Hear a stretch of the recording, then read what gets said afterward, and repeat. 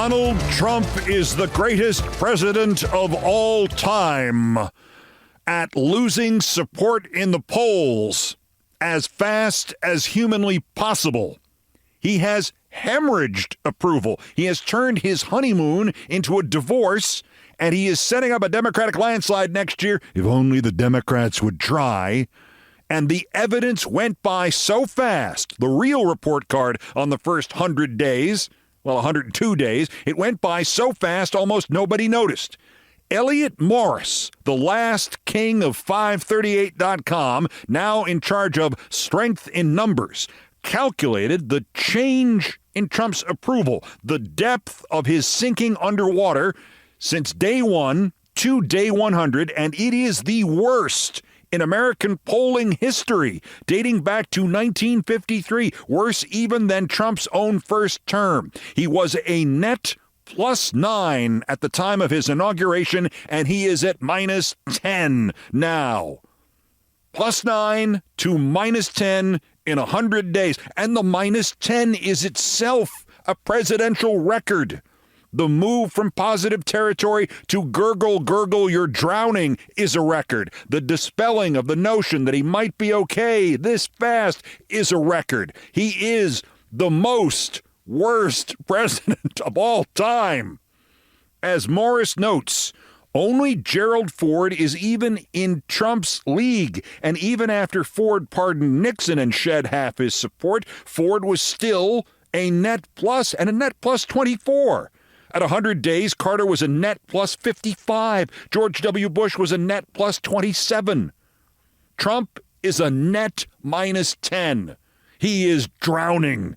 He is losing an average of 1 approval point every 5 days. At this rate, by early August, he would be at net -30.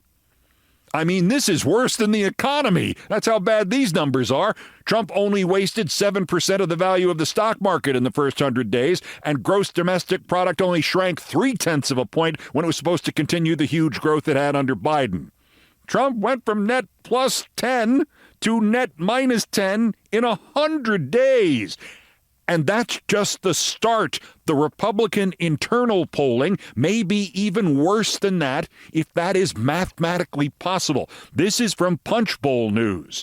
Trump's approval rating is underwater. NRCC Chair Richard Hudson told House Republicans during a private meeting on Capitol Hill. This is the Republican Congressional Committee to elect Republicans to Congress. Their poll, conducted April 13th to 18th in competitive House seats, has 46% of respondents approving of Trump's performance, 53% disapproving. This is roughly in line with public polling data. Trump is 7 points underwater in vulnerable House seats, many of them now held by Republican congresspeople. Aggressive Democratic campaigning focused on freedom, democracy, Trump's psychosis, Trump causing prices to rise, Trump threatening SS and Medicare, Trump trying to kill small businesses in favor of monopolies and cartels, Trump abducting Americans, Trump running a child trafficking gang, Trump threatening the Constitution, Trump constantly denying reality, Trump threatening judges, Trump threatening you, Trump causing your costs to go through the roof. That could lead to a Democratic landslide next year. And you can run on every kitchen table issue you want and against Trump and for democracy in the same sentence. Happily, the Democrats are poised to take advantage of this polling opportunity to who the hell am I kidding? This is a simple fix. You just have to not be Chuck Schumer anymore.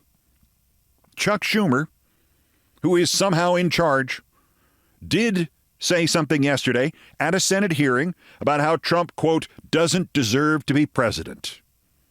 Schumer says he is planning to maintain his current strategy in the Senate, which is do nothing, but try to negotiate more bipartisan appropriations bills with Republicans when Republican voters are headed for the lifeboats about Trump in winnable congressional districts and winnable Senate seats.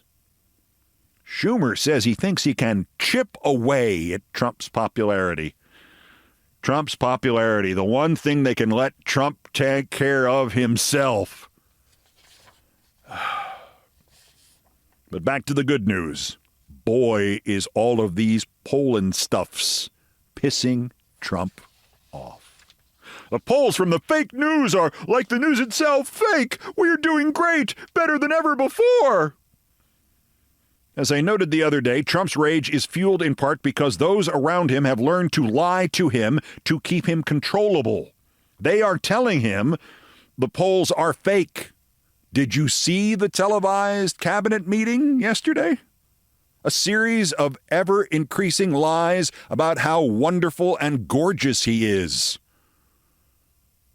And they told him this, and he raged before the Fox News poll, which not only showed how far he was underwater personally, but pointed out and measured how close the individual sharks are to him. Border security. There he is ahead. He's above water, 15%. Everything else, not so much. Underwater on immigration by a point. Underwater on deportations by 4 points. Underwater on guns by 3. Underwater on foreign policy by 14. Underwater on taxes by 15. On the economy by 16. On tariffs by 20. On inflation, 33% approve, 59% disapprove. 100 days in, and Trump, who guaranteed to lower prices, is 26 points underwater on inflation. The White House response to this? A disaster at every turn, except border security? From the Ministry of Truth, Stephen Miller says to John Roberts on Fox News, "It is our opinion that Fox News needs to fire its pollster."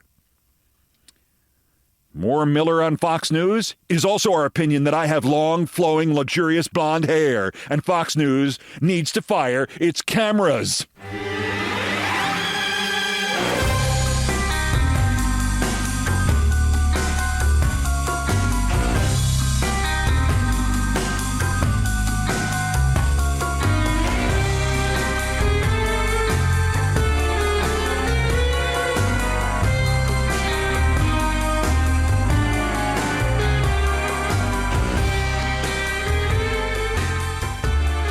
On the other hand, Trump did have success in one poll, the Canadian election.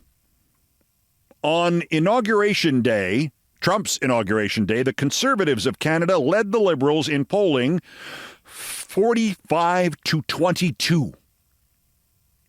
Monday, the Liberals won. Conservative leader Pierre Poilievre first lost his ass, then he lost his seat. He's out of Parliament, although he can try to coerce some sap who got elected to resign and hand him his seat. Or hand him his ass.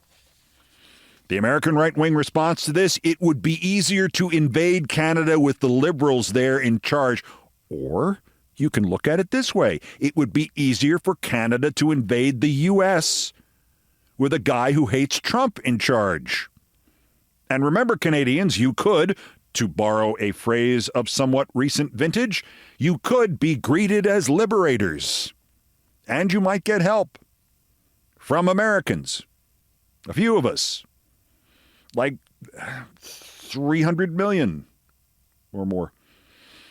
The latest on the abduction and human trafficking scam, Judge Zinnes yesterday denied the ICE and Department of Justice Gestapo a long-term delay in the Kilmar Abrego Garcia case, but gave them de facto small delays by setting a series of deadlines in the next 3 weeks for sworn statements and testimony. This might have had something to do with Trump making the fateful and possibly fatal mistake of confessing that, yes, he could get Mr. Abrego Garcia back from El Salvador with one lousy phone call. He did this by saying one of the few non-ambiguous things of his presidency in that sit-down interview with Terry Moran of ABC. Quote, I could, unquote. Moran asked him if he could use that phone on the Resolute desk and get Abrego Garcia back. I could, was the response. And I know this will be a controversial interpretation of what Trump said there, but I believe that when he said, I could, that could be read as meaning he could. Trump then added, and if he were the gentleman that you say he is, I would do that.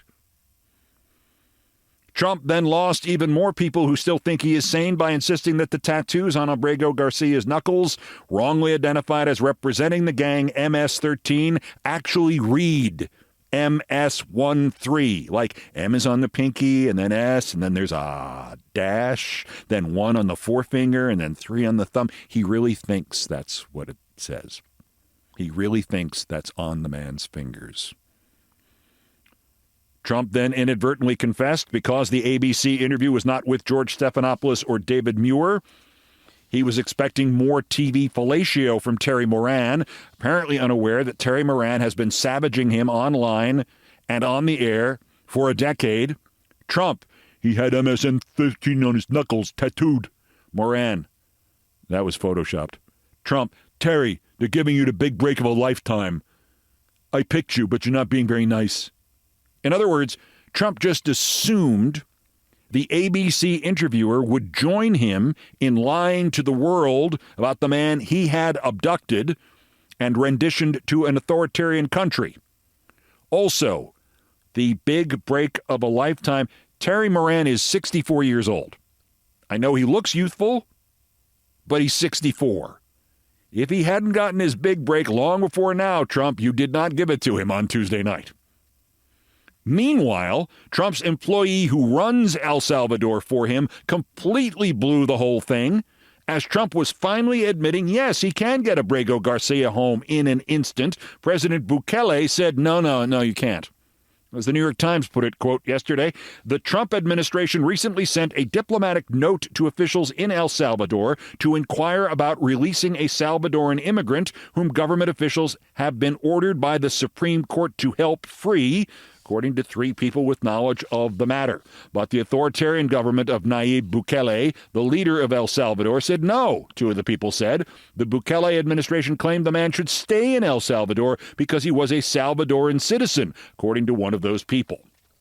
That would have been exactly the statement Trump needed to bolster his phony baloney case here if he hadn't contradicted it in the ABC interview by saying, yes, I can get him back right now.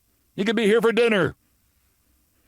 No, Moran wasn't very nice. And as usual, Trump wasn't very sane. On the others, as you know, the leader of the Colombia protests, the student Mohsen Madawi, was ordered released by a court yesterday after he had been kidnapped and detained.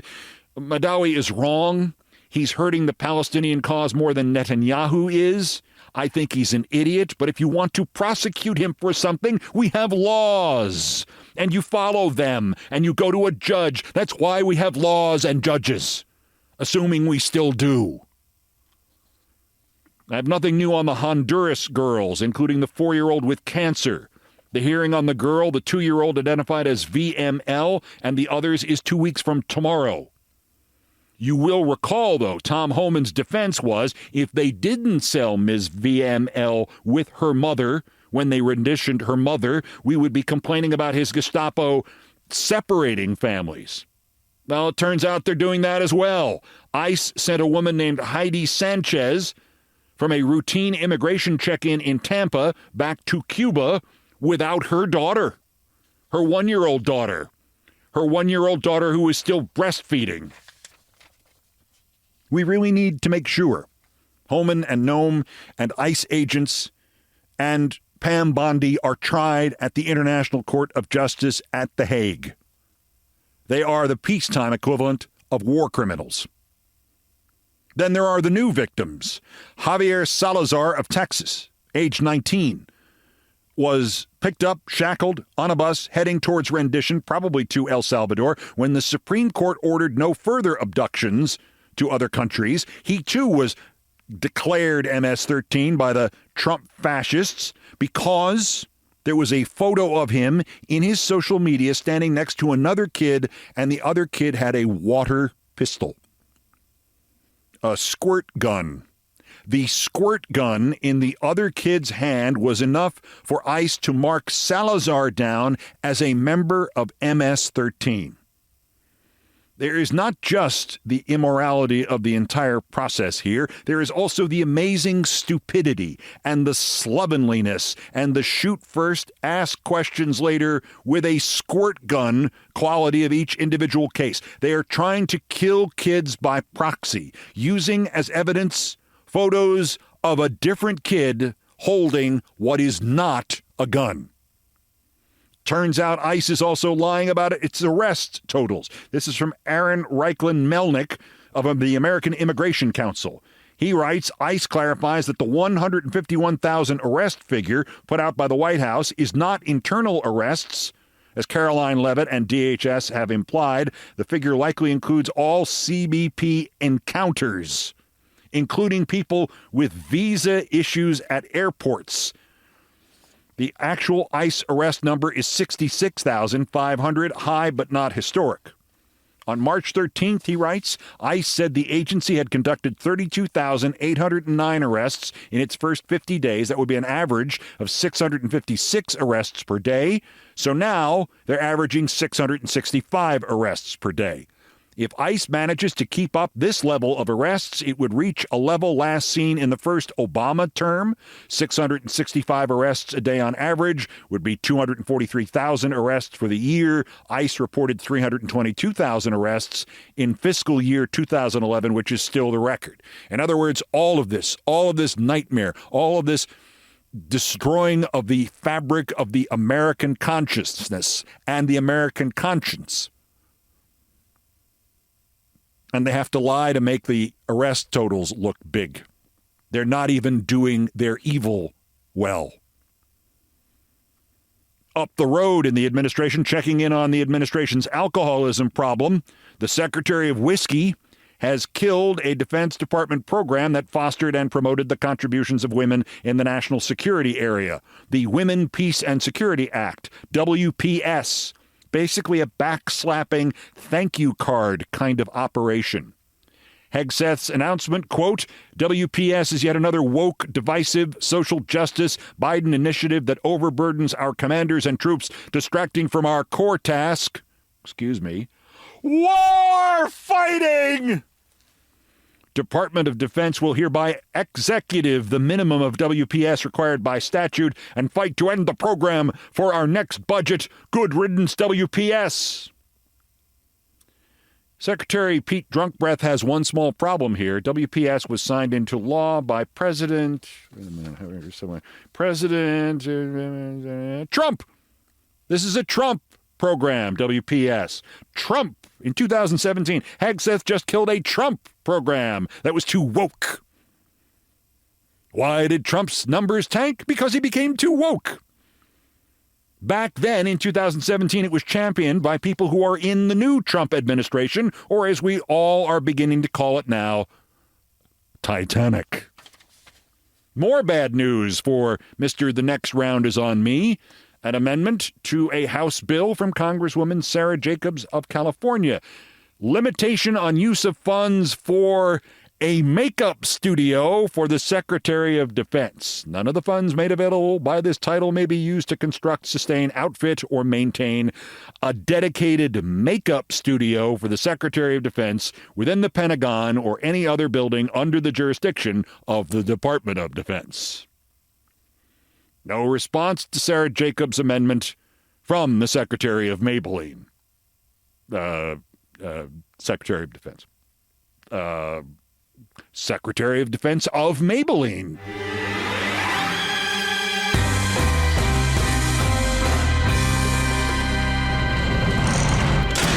Meanwhile, back in the private sector, Jeff Bezos is Trump's bitch. What does capitulating to blackmail get you, Jeff? What it always gets you. More blackmail. Timeline. 1. Punchbowl News reported Amazon would start noting how much more products on its site cost you because of the tariffs.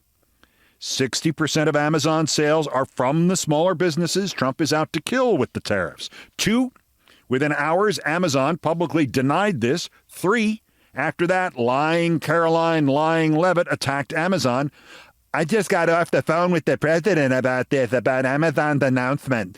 This is a hostile and political act by Amazon.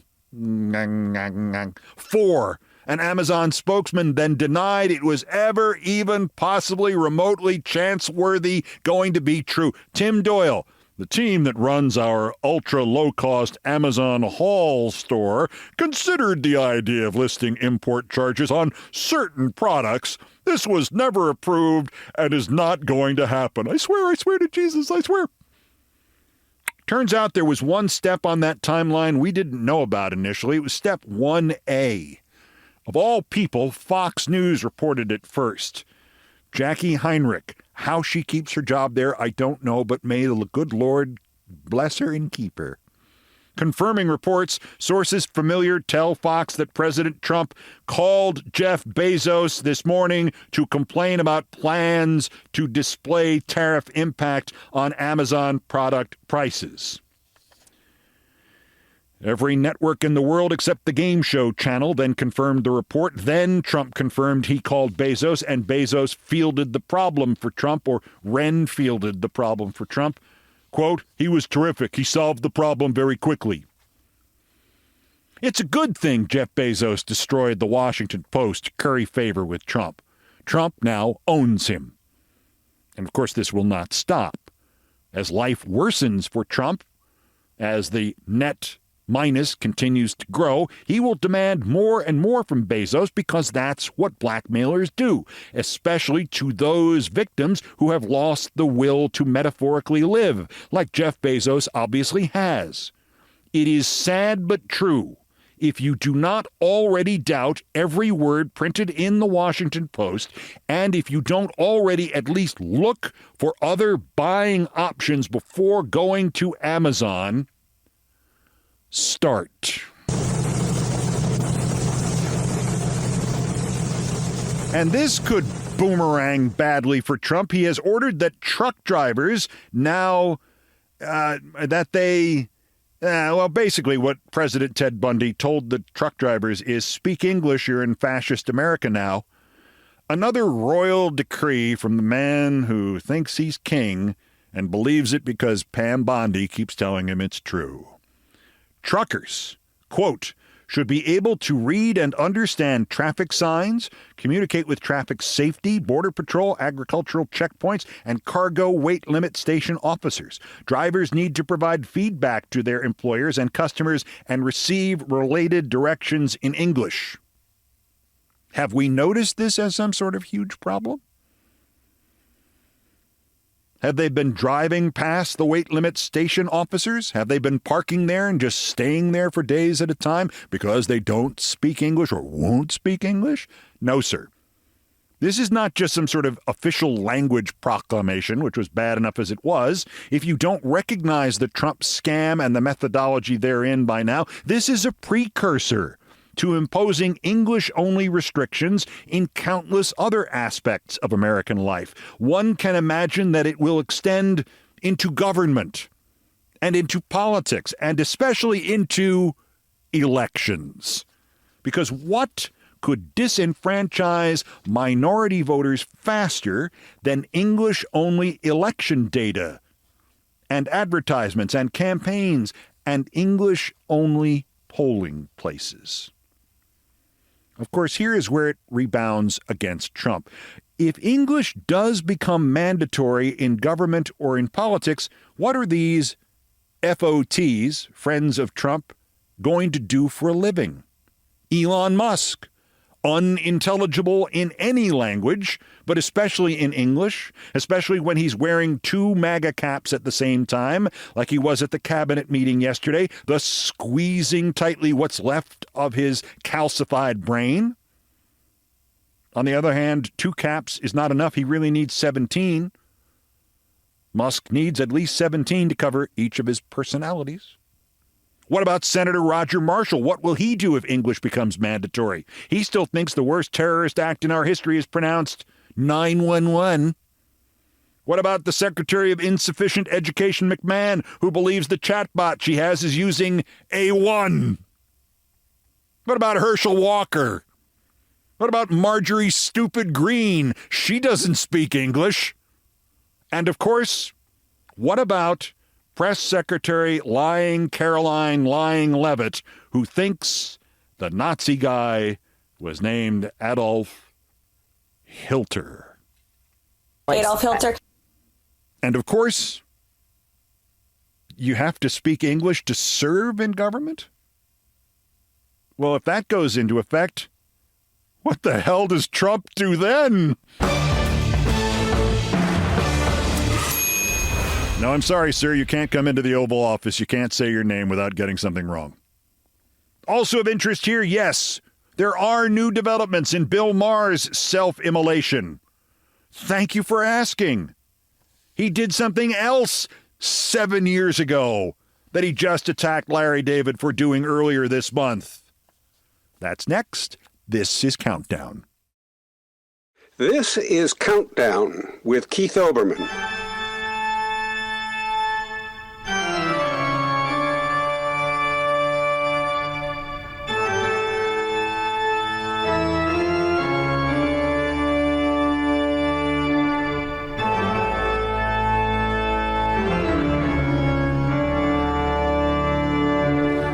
Still ahead on this edition of Countdown, I saw a payphone in New York the other day. A working payphone. And memories came flooding back, including the time I literally stopped pedestrian traffic in New York on what must have been the first time anybody in the city ever saw the thing that killed off the payphone. Something lighter as comic relief next in Things I Promised Not to Tell. First, believe it or not, there's still more new idiots to talk about. The roundup of the miscreants, morons, and Dunning-Kruger effect specimens who constitute the latest other worst persons in the world. Don't call collect. Let me dedicate this edition to Bill Maher and advise him he did not make the cut this time. This is principally in order to give him a few days to get his wounds attended to. Mostly the ones Larry David inflicted on him, but I helped. Larry called my attention to, and it was my old friend Sam Cedar of the Majority Report who found and clipped it, this additional Bill Maher bit of hypocrisy. You will recall that Larry had turned Bill into confetti over going to the White House for dinner with Trump and falling for the Ted Bundy stuff all over again. His op-ed in the Times was called My Dinner with Adolf. Bill immediately insisted that by comparing Trump to Hitler, Larry was insulting 6 million dead Jews. I found clips from 2015 in which Bill compared Trump to Hitler twice on his show in a span of just 4 shows. I also, as I told you, remembered being on with Bill as he repudiated his previous statements that Trump was a great guy. He said Trump had fooled him. Now Trump's fooled him again because he doesn't remember anything. But it was Sam Cedar who found Bill also frying Geraldo Rivera for doing the other thing that Bill Maher has done here, doubling down, defending himself by trying to separate Trump, the power-crazed demon from hell, from Trump, the glib dinner host who only orders the best burgers from McDonald's. This is Bill Maher with Geraldo Rivera excoriating Geraldo Rivera over Trump from 2018, and I have stolen this clip from the Majority Report. You know Trump is my friend. I've known Trump for 40 years. I don't have to. He didn't. So did Trump. He didn't. So did Trump. I interviewed Trump. He didn't remain my friend when I felt he had a certain moral lapse. Well, in my family, my wife agrees with you. She doesn't like his policies on so many things that I've already listed, so she just can't stand the guy. I'm different. I can separate the man who's always been gracious to me, always been nice to my family.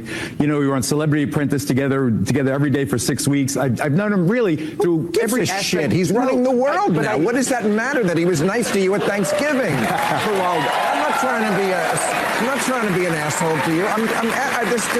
You're a smart guy. This befuddles me. I looked up to you. Bill, I have a suggestion for you after that. It's a one-word suggestion for you. Are you ready for it? My suggestion is hiatus. Hello. Anyway, the winners in the Worst Persons in the World segment. The bronze, worse, Minnesota Congressman Tom Emmer, who in the House represents Trump and does not represent anybody from Minnesota, even though he was elected by Minnesota's 6th district. He is the majority whip, meaning he doesn't mind when Trump whips him, which he does if Mike Johnson is unavailable. Emmer is a fully compromised Trump whore, and the degree to which that is true has been underscored again as Emmer files an ethics complaint in the House against another member of the Minnesota delegation, the Democrat Angie Craig of the Minnesota 2nd District. Her crime, according to Emmer, quote, misuse of public resources that erodes the trust Americans place in their elected officials and undermines the integrity of our institutions. So, resources, taxpayer money. What did she do? Did she embezzle it? Oh, noes. What did Angie Craig do? Did she spend taxpayer money on a makeup studio? Did she dig up the Capitol Hill lawn to put down cement and to install 100-foot flagpoles? Did she buy Ben Carson's old $31,000 office desk for her own office? No, sir. Since Tom Emmer wouldn't, she held a town hall in Minnesota, in Tom Emmer's district. Tom Emmer had a virtual town hall in March, during which he insisted that when prices skyrocketed because of Trump's tariffs, that would make Trump more popular. And everything was great out there in Minnesota, even though he wasn't there, and wouldn't go there, and wouldn't dare go there, and wouldn't talk to anybody in public in Minnesota. And if it's possible to get booed off the internet, he got booed off the internet during this Zoom call. He has not set foot in public in the Minnesota 6th since. So, Angie Craig, being a servant of all the people of Minnesota, held a town hall in the Minnesota 6th, for which Emmer wants her reprimanded by the House Ethics Committee. How dare you talk to citizens? One might think Tom Emmer would be momentarily smart about this and not call further attention to the fact that he's too much of a coward to hold a town hall anywhere in Minnesota, or calling more attention to the other inconvenient truth here, which is that Angie Craig's 2nd District adjoins Tom Emmer's 6th District. There's a street somewhere that starts out in the 2nd and ends in the 6th. If Emmer isn't going to listen to voters there, Angie Craig damn well should. She should get a medal, or a menu. She should get a menu full of medals for doing Tom Emmer's job for him. Yeah, I'm getting an ethics complaint for her because she was talking to the constituents when I'm too much of a weenie to do it myself. Hit me again, Mr. Trump. The runner-up, worser, Ed Martin, also whipped by Trump. Ed Martin, liar.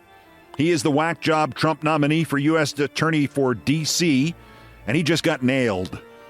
As Ed Martin awaits Senate confirmation, somebody pointed out he had praised the Holocaust denier and Hitler dresser-upper Timothy Hale Cuccinelli. Martin immediately, I think this is called lied.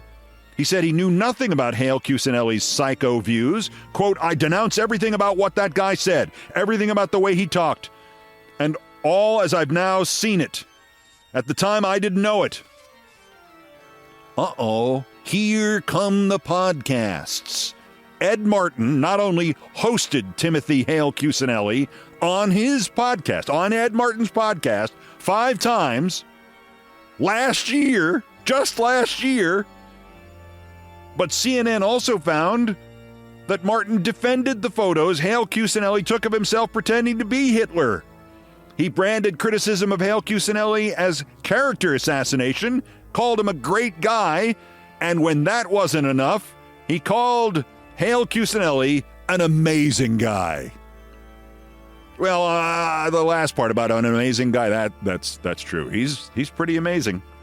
clearly Ed Martin has to be withdrawn as D.C. U.S. Attorney nominee and instead nominated to be Trump's press secretary.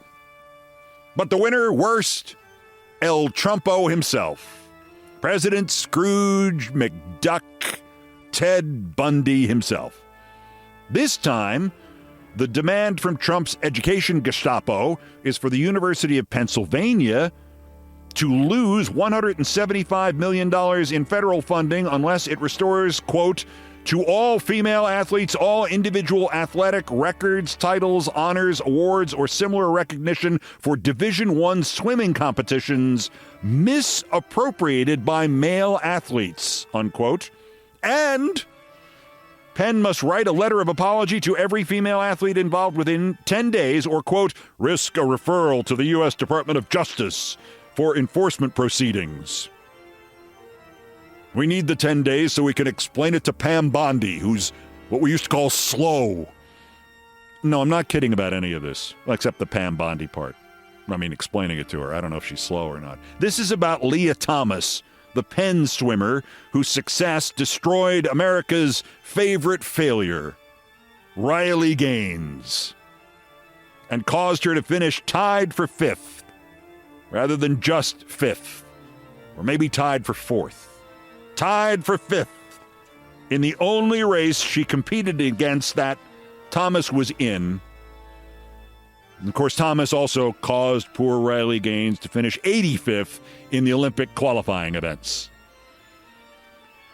Because once again, as I've mentioned before, any female athlete who failed, it's because of transgender surgery from some ex-guy. It's not because the female athlete wasn't any damn good at her sport. It couldn't possibly be because they, like you and I and every American from you and I to Babe Ruth, had to face the day when we realized we weren't good enough or good enough anymore at sports. The day we realized if you are a first baseman who hits 138 for NEMA, New York Military Academy, like Trump did, you're going to have to try something else. And I wish to God he hit 738 and had been signed by the San Francisco Giants and was still playing Major League Baseball today at age 206 or whatever he is. I wish I'd done his highlights every day on SportsCenter. Anything other than this. No, it's not that moment when you realize, I can't swim. It's not that. It's not that for all intents and purposes, Riley Gaines can't swim. It's transgender surgery. It's their fault. It can't be my fault. I'm Riley Gaines. I'm the 85th best swimmer. Because we all remember what happened when my friend Dr. Renee Richards played in the U.S. Tennis Open starting in 1977 after being born Richard Raskin. You will remember that Renee won 30 consecutive U.S. Open titles and 30 consecutive Wimbledons and 29 out of 30 French Opens. The only time she didn't win was when she had to do eye surgery on that guy and she had to drop out. It was an emergency. And you remember how Renee destroyed women's tennis, and you never heard of Martina Navratilova or Chris Evert or Tracy Austin. Oh, right, that didn't happen. None of that happened because the best Renee Richards ever did at the U.S. Open was losing the doubles final in 1977 because, yes, transgender athletes might have some slight biological advantages, like, as Renee points out, longer bones. And guess what? You could simply allow for that by giving the transgender athlete a slight disadvantage, what they call in horse racing a handicap, when it's match play against cis females. They could give the opponent a win in one tennis game before the match even starts, or you give them half a second in the pool before they get in the pool, and thus this could all be resolved by next Monday. But this isn't about sports or athletes or Riley Gaines. It's about demonizing transgender athletes and transgender people. And what Penn should do is respond to this bullshit by saying Trump obtained his degree from their Wharton School of Business by fraud and suing Trump for it for $175 million. And we'll see then how fast he falls on his bullshit. Donald, I didn't obtain my degree from Wharton at Penn by fraud. There was nothing fraudulent about that money. Trump, today's worst person in in the world.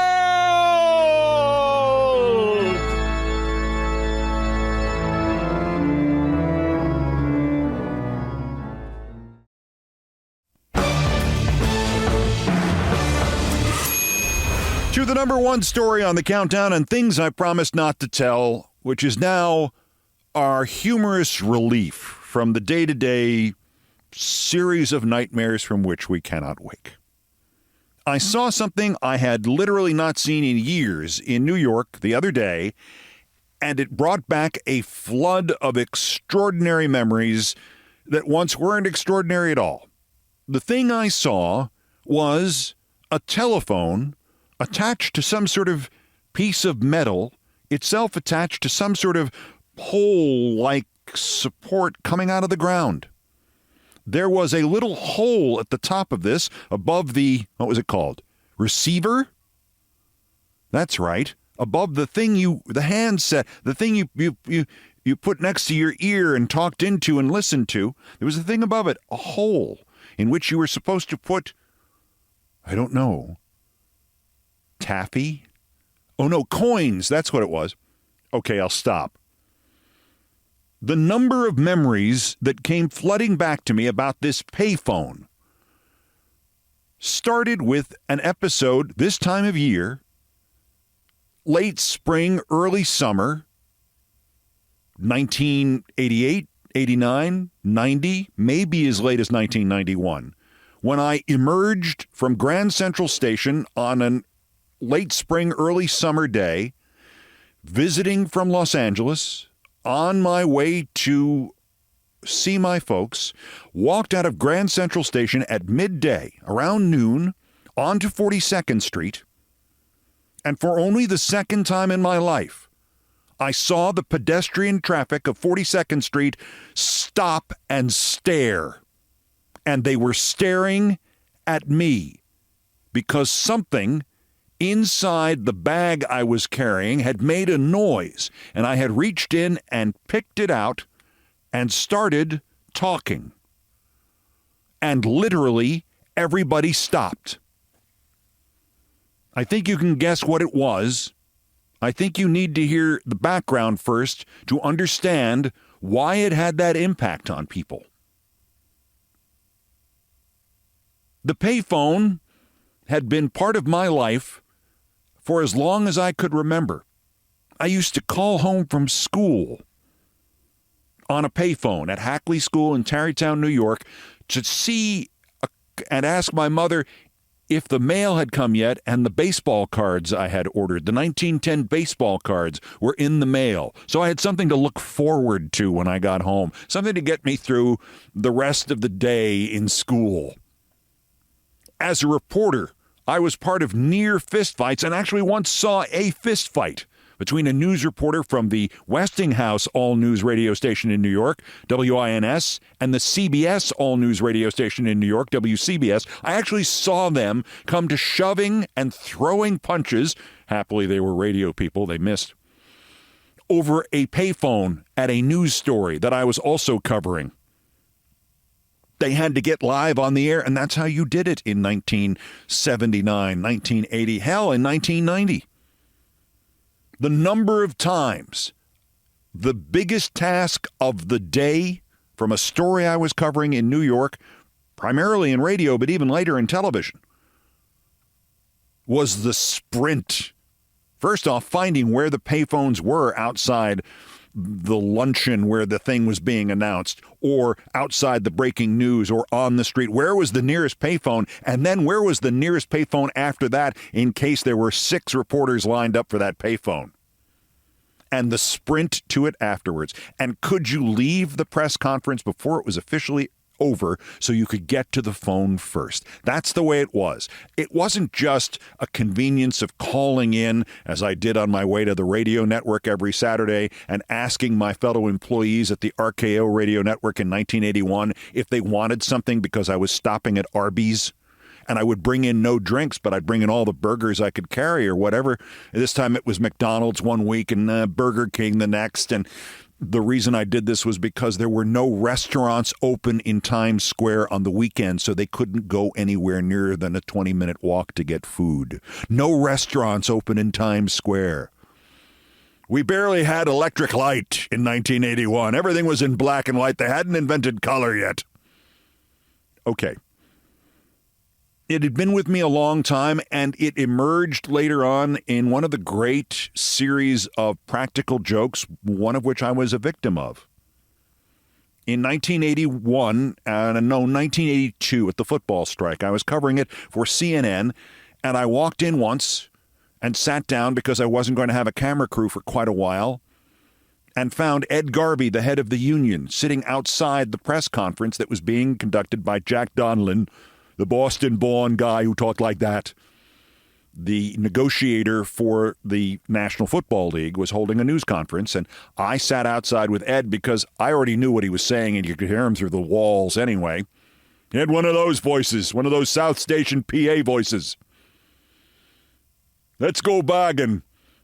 So Ed and I are talking, and out of nowhere, a small woman with glasses appears and says, excuse me, my name is Jane Miller. I'm with CBS News. Does either of you know where Ed Garvey, the head of the Football Players Union, is? I was told he was going to be here. I was sitting with Ed Garvey. We shot each other looks from behind our glasses. And I said, I haven't seen him. And Garvey went, I don't know where that son of a bitch is. We went on with Jane for quite a while and led her quite a merry dance about how Garvey had left for Washington. Oh, no, I just came from Washington. I'll get fired if I don't get an interview with him. And Garvey and I took turns calling Garvey a liar, a manipulator, a thief, a crook, and a drunk. Ed added that part. He's a drunk, too. Did you know that? Finally, something, and I don't remember what it was, caused me to burst into laughter, and Ed said, I'm sorry, I couldn't resist. I'm Ed Garvey. How can I help you? I'll give you an exclusive interview. So it worked out well for Jane, and she forgave Ed Garvey immediately. She did not, however, forgive me. Several weeks later, the talks in the football strike of 1982 had moved to Hunt Valley, Maryland. Cockeysville, if you wanted to go by what it said on the map. Fitting a location for the football talks that went on and on and on and on and on. Cockeysville, Maryland. The Hunt Valley at Cockeysville, the number of potential mispronunciations and slips on the air that I avoided using Cockeysville and Hunt Valley, I lost count after the first 2,000. I was on the phone with CNN doing an update for the 11 o'clock news, the 11 o'clock sportscast we used to do, because I didn't have a camera crew, a running theme of my days at CNN. And again, we were out in the wilds of Maryland. It would be a waste of a camera crew to give me a camera crew all the time. They would just stop by when they were within an hour of the place, and I would do a stand-up and hoped that my stand-up report would somehow hold until it appeared at 11 o'clock. But that night, something happened. We couldn't use the stand-up I had recorded 8 hours previously. And so instead, I was on the phone, on a payphone. And I'm talking to Fred Hickman and Nick Charles, and I see Jane Miller of CBS News, still burning, seething with resentment because of the joke I played on her. And I was only half of that. Garvey was talking about himself in the third person, pretending not to be him. I was just going along with it. I may have started it. Jane simply smiled at me, realized from the monitor behind the bar where we were all based at the Hunt Valley Inn in Cockeysville, Maryland, she realized that I was on the air, live on that telephone, on that payphone, because the monitor had a picture of me, and it said, live on the phone from Cockeysville, Maryland, at the football talks, CNN Sports' Keith Olbermann. So Jane very sweetly smiled at me and reached over, and I didn't know what she was going to do. She pressed the button on top of the phone, and I was disconnected right in the middle of my live report on CNN. Payphones may have been important to you at some point if you were old enough. And understand now, you really need to be at least 45 to have used a payphone on a regular basis. well, maybe less than that, but I think 45 is probably a good number. And to have used it as an adult, to use a payphone as an adult, I don't know the last time I used one. Maybe sometime around 1987 or 88. There's one other professional concern, though, my point being that it's not just your use as a person to call in an emergency or just to call because you're not home and you don't have a phone with you. I mean, who's going to have a phone with them? A hell of a long cord. Professionally, it also is involved in one of the great blooper tapes of all time when Pat Summerall, the famous broadcaster, football announcer, and father of the chief of staff at the White House, that won't cost him any time in hell. Pat Summerall is on the phone live from Madison Square Garden reporting on a basketball tournament in his role as the first sports director of the aforementioned CBS all-news station in New York, WCBS. Pat is on the phone talking about the doubleheader at Madison Square Garden, which they used to have all the time, college basketball being a big thing in those days in New York. Pat Summerall is talking, and suddenly you hear a hiss and a pre-recorded voice of the universal operator, the sweet voice of the woman going, "Pardon me for interrupting. Please deposit 10 cents for an additional 2 minutes." And then the thing would go off. The recording stopped. The anchorman burst into laughter. Pat Summerall burst into laughter. And he said, "Anyway, Columbia won the first game, and I'll get back to you, Harvey, and I'll get back to you as soon as I can get the operator off the phone." One of the great bloopers of all time, and I did not do it justice, but it's pretty funny if you remember what a payphone was. So now my own experience in making the payphone a thing of the past, and I don't know what my role was in this. I did not invent cellular communications. I did not invest in them when I had the opportunity to do so. But there was that story about me stopping traffic literally on 42nd Street in 88 or 89 or 90.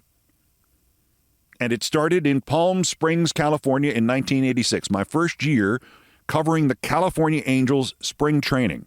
I did that for my television station, which carried the Angels games, KTLA, but I also did, by that point, the afternoon sportscasts on KNX Radio, the CBS all-news radio station in Los Angeles.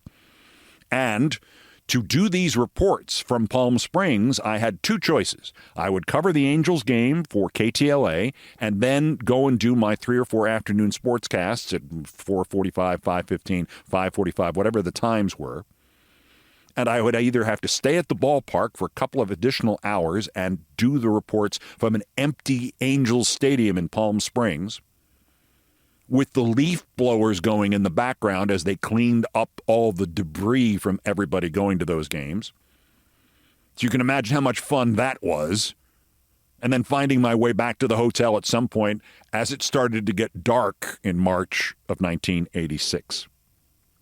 Or I could try to rush back to the hotel room and do the reports from there, and if I didn't make it, there wouldn't be a sportscast at 4:45 p.m. on KNX. So by 1987, in anticipation of going and doing this again, I said to my friend, the assistant news director of KNX, Roger Nadell, "What about using one of these new mobile phones?" And he went, "What? What do you mean mobile phones? Car phones? You don't drive. How are you going to use a car phone?" I said, "No, I saw something about them in the news. They'll rent you a phone, and it comes in a bag, and you carry it with you, and you can just use it. You just have to keep it charged." Well, sure enough, he looked into it, and for a nominal fee for that time, I don't know, $500, they loaned us a big, hulking phone that looked like a bowling ball in a bowling ball bag. And the warning that I got from Roger was, don't let it sit in the sun or it will start to smoke. Now, we're in Palm Springs, California. In March, there's a lot of sun, so I had to be very careful about it. But it was a wonder. For all of the overheating, all the need to recharge the thing for 16 hours a day, it eliminated all the problems. I could do the 4:45 sportscast from the ballpark in Palm Springs, then get in the car and go back to the hotel or even walk back to the hotel and do the 5:15 sportscast from the hotel. It was a wonder.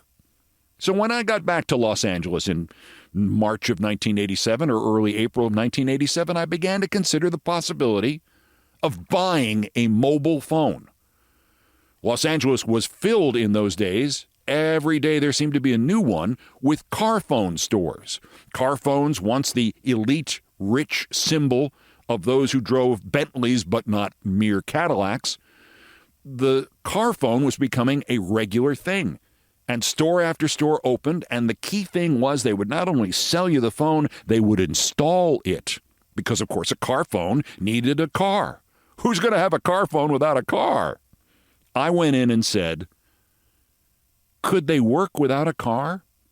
And after the salesman, stopped laughing at me, he said, well, let me get the expert out, the guy who installs them. Let me find out. And Larry came out, and Larry said, yeah, they could. I mean, you have to keep it charged, but the only thing that we really do is put a bracket in there so you can keep the phone on the dashboard and have it permanently plugged into the cigarette lighter in your dashboard, something else that doesn't exist anymore. There's a jack that allows you to plug it into a wall socket, but why on earth would you want a car phone without a car? I said, to carry it around with me on stories. I'm a reporter. Well, that's a very specific use. Nobody will ever carry around one of these. They didn't see it either.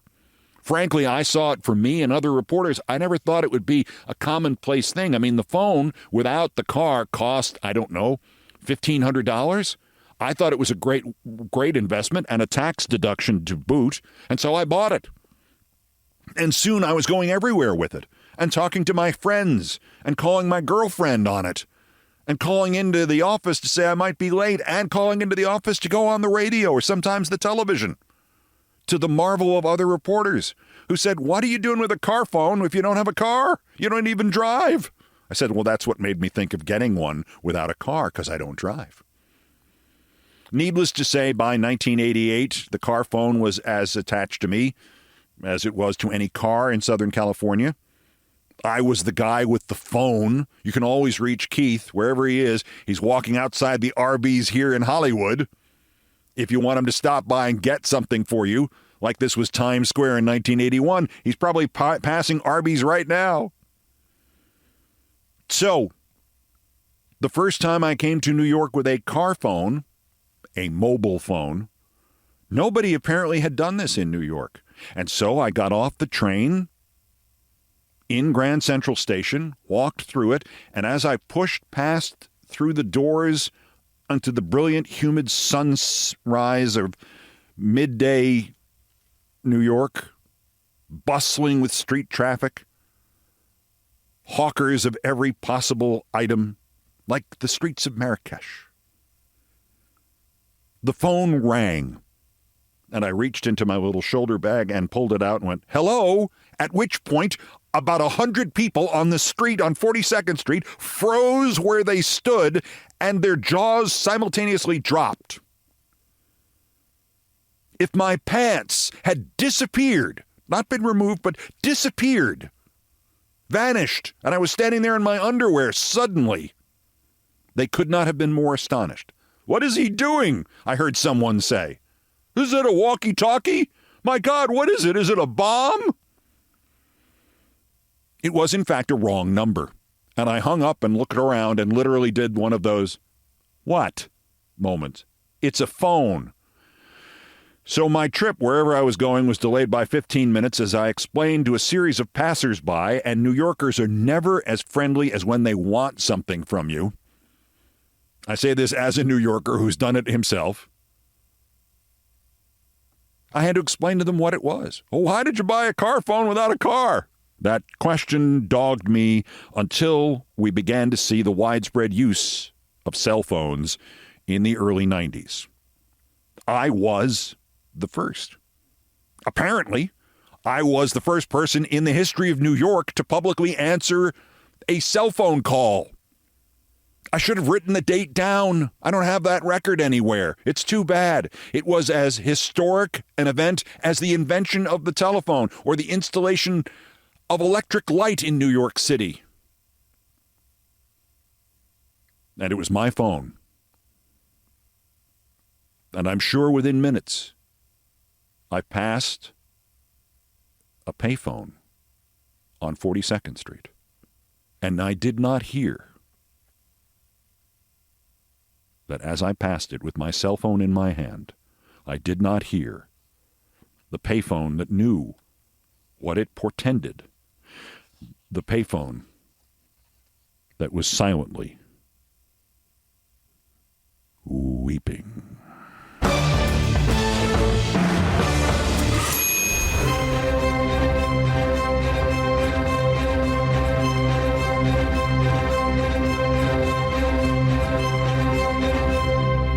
I've done all the damage I can do here, including making up that last part, but it's a wow finish, wasn't it? Thank you for listening. Brian Ray and John Philip Chanel, the musical directors of Countdown, arranged, produced, and performed most of our music. Mr. Chanel handled orchestration and keyboards. Mr. Ray was on guitars, bass, and drums, and it was produced by TKO Brothers. Our pithy and satirical musical comments are by the best baseball stadium organist ever, Nancy Faust. The sports music is the Olbermann theme from ESPN2, written by Mitch Warren Davis, courtesy of ESPN Inc. The whole thing with the cell phone was so long ago that it was contemporaneous with ESPN making its second job offer to me. I only accepted the third one.